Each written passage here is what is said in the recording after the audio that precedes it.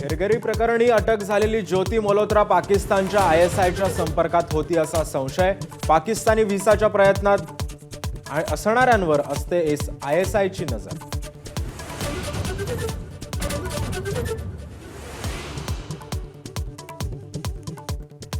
भारतानं हकालपट्टी केलेला पाकिस्तान उच्चायुक्तालयातील दानिश होता ज्योतीच्या संपर्कात. ज्योतीच्या पाकिस्तान दौऱ्याचाही खर्च दानिशनेच केल्याची माहिती.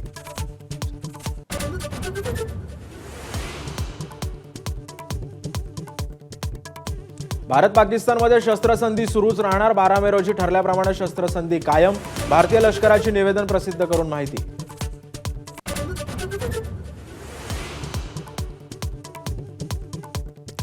ऑपरेशन सिंदूरची यशोगाथा जगाला सांगण्यासाठी 7 शिष्टमंडळांची घोषणा. 59 सदस्यांची यादी जाहीर.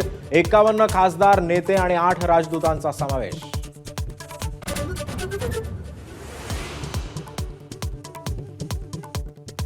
इंडिया आघाडीतील सदस्यांनी शिष्टमंडळाच्या वरडावर बहिष्कार घालायला हवा. खासदार संजय राऊतांची प्रतिक्रिया. घाईघाईनं शिष्टमंडळ पाठवण्याची गरज नसल्याचंही केलं मत स्पष्ट.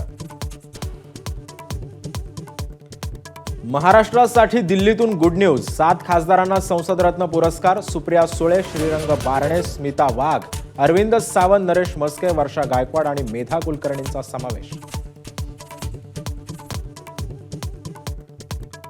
सोलापूरच्या MIDC मध्ये कारखान्याला लागलेली आग 12 तासांनंतरही धुमसतीच. भीषण आगीमध्ये 3घांचा मृत्यू तर अजूनही 4 जण अडकल्याची माहिती.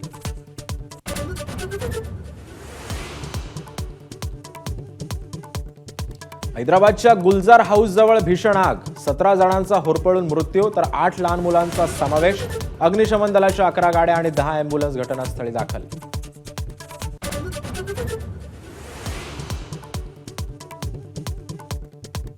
IPL मध्ये आज सुपर संडे. पंजाब किंग्सचा राजस्थान रॉयल्स सोबत सामना तर दिल्ली कॅपिटल्स आणि गुजरात टायटन्स यांच्यामध्ये लढत.